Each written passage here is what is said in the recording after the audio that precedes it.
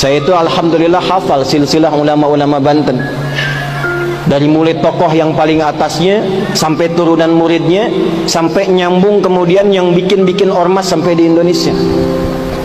Kita ambil satu aja. Kenal Syekh Nawawi Al-Bantani?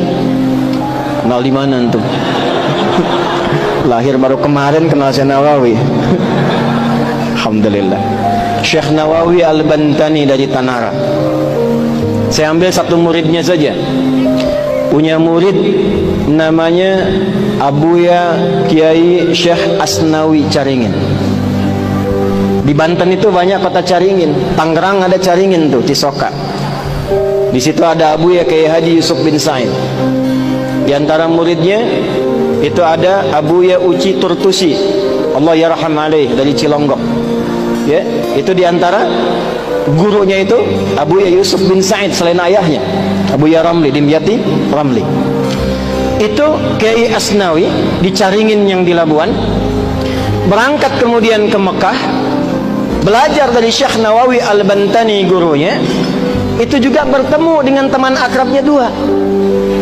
Yang dua ini kelak mendirikan dua ormas besar di Indonesia.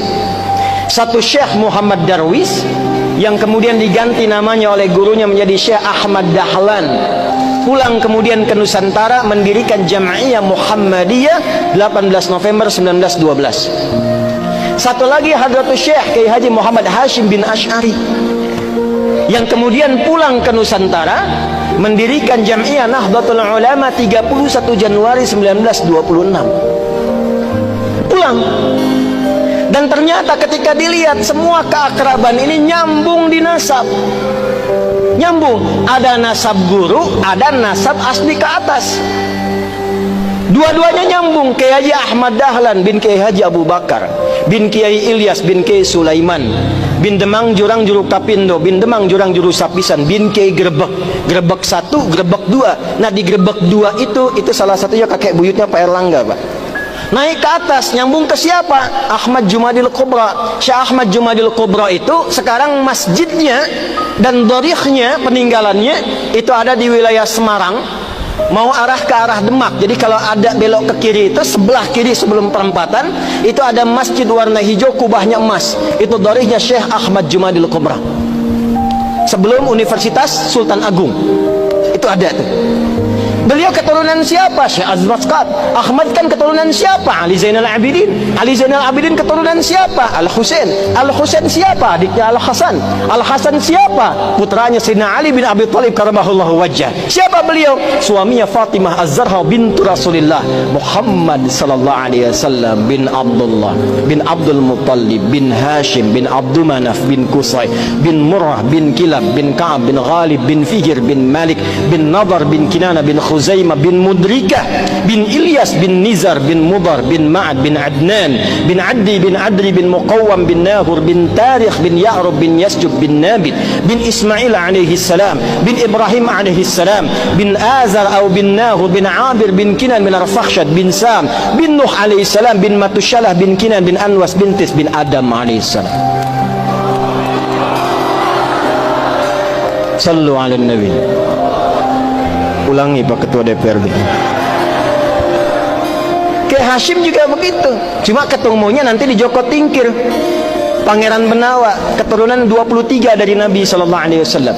Kiai Haji Muhammad Hashim bin Asy'ari bin Abdul Wahid bin Abdul Halim.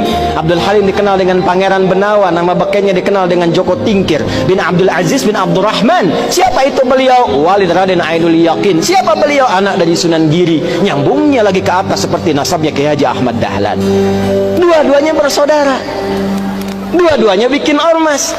Dua-duanya punya teman akrab, Syekh Asnawi dari Caringin, Banten, menularkan murid-murid. Di antaranya ada yang di Tangerang juga. Di Ciputat ada Ustadz Mehmet. Jakarta Kiai Haji Ahmad Khatib. Ya, itu menantunya. Istrinya itu Ratu Iyot namanya. Ya, turun itu di antara sekian banyak. Pakunya di mana? Banten. Dari situ kemudian nyambung sampai turun, kemudian nasab-nasab itu tersambung sampai tuan gurunya dari nasab thariqahnya Syekh Abdul Qadir Al-Jailani. dari nasab kepemimpinannya sampai ke Prabu Siliwangi. Punya 3 orang anak.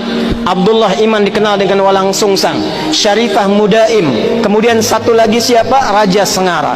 Syarifah Mudaim berangkat dengan kakaknya Abdullah Iman ke Mekah. Lalu bertemulah di situ dengan Syarif Abdullah. Syarifah Mudaim menikah dengan Syarif Abdullah, melahirkan Syarif Hidayatullah. Pulang kemudian ke daerahnya, bertemu dengan kakeknya Prabu Siliwangi, diberi daerah di Gunung Jati, dikenal dengan Sunan Gunung Jati.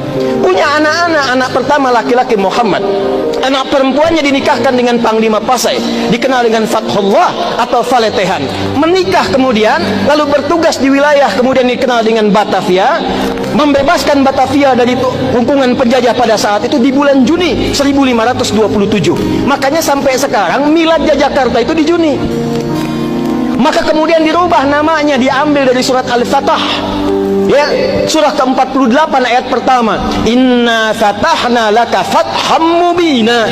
Fatham mubina itu bahasa lokalnya disebut dengan Jayakarta, disingkat menjadi Jakarta. Dari keturunannya turunlah kemudian Maulana Hasanuddin. Maulana Hasanuddin kemana? Di Banten. Sampai kemudian nyambung ke Makassar. Di Banten ini luar biasa. Banten ini pakunya, Banten ini imannya kuat. Jadi kalau ada orang Banten kemudian imannya lemah, dipertanyakan kebantenannya.